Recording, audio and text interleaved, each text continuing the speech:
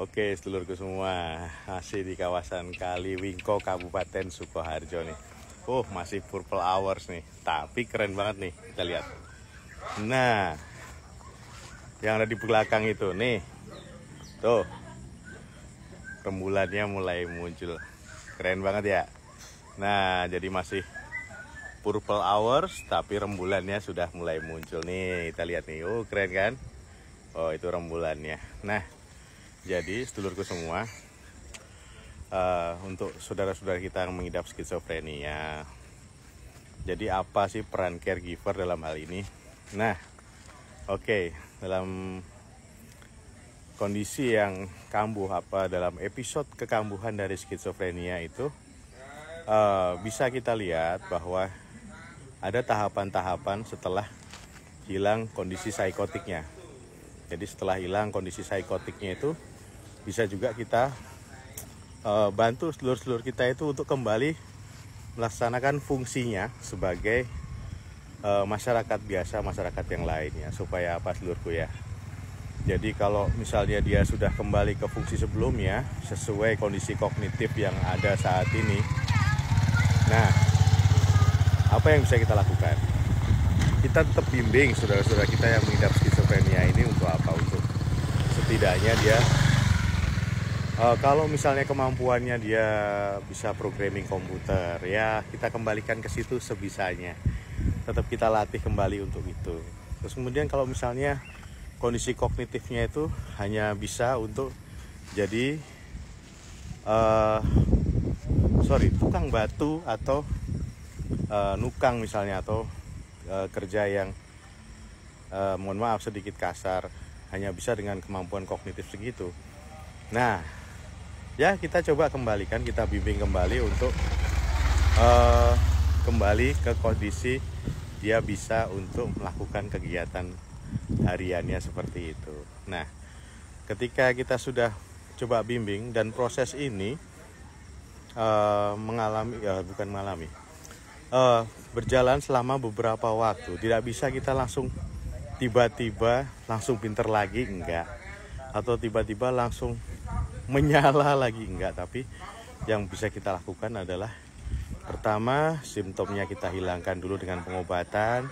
Setelah simptom hilang dengan pengobatan, maka kita bisa lagi untuk bimbing saudara-saudara kita semua itu untuk kembali ke kondisi yang lebih baik.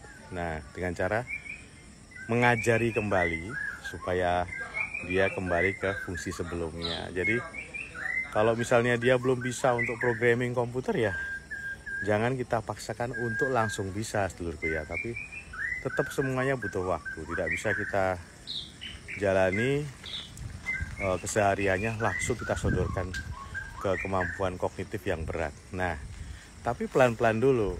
Nah, ini tugas berat dari caregiver. Meskipun berat tetap bisa, sedulurku. Jadi tetap ada pengembalian fungsi, dan itu selama beberapa bulan mungkin setelah simptomnya menghilang. Jadi simptomnya dulu menghilang dulu. Baru setelah simptom menghilang itu baru kita bisa ajak dia untuk kembali dengan kemampuan kognitif sebelumnya. Nah, gitu ya sedulurku ya. Jadi supaya ketika ada deteriorasi sudah bisa kembali lagi ke kondisi yang lebih baik. Jadi menghilang simptomnya, deteriorasi mulai membaik, ya baru kita ajarkan kemampuan-kemampuan untuk survive sendiri. Misalnya kemampuan bekerja. Kalau misalnya dia dulunya bisa menjahit, ya harus bisa menjahit lagi. Kita ajarkan. Jadi setelah kayak kita restart, kalau komputer kita restart, kita booting ulang, kemudian mungkin kita isi program, kita isi aplikasi untuk komputer itu supaya bisa membantu kita untuk bekerja kembali. Misalnya seperti itu contohnya ya, analoginya seperti itu.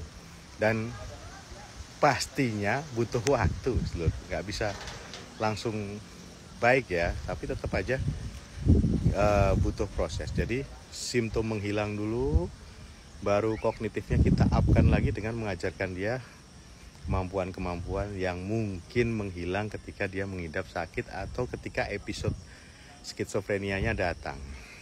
Nah gitu ya sedulur ya. Jadi jangan sampai kita terlalu meremehkan pengobatan, dimana ketika ini berlangsung dalam waktu yang lama, maka kemampuan-kemampuannya pasti sudah hilang. Untuk mengingat kembali karsennya, untuk menginstal kembali kemampuan-kemampuannya, butuh waktu yang lebih panjang.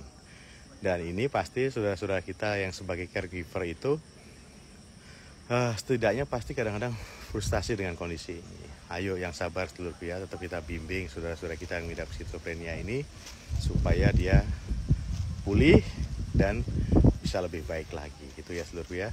Jangan lupa hilang simptomnya dulu, hilang gejalanya dulu, lebih tenang, terus kemudian belajar kembali, kita kembalikan fungsi kognitifnya.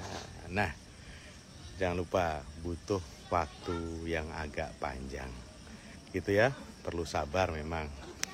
Yang penting ayo tetap kita bantu seluruh kita yang mengidap skizofrenia supaya apa?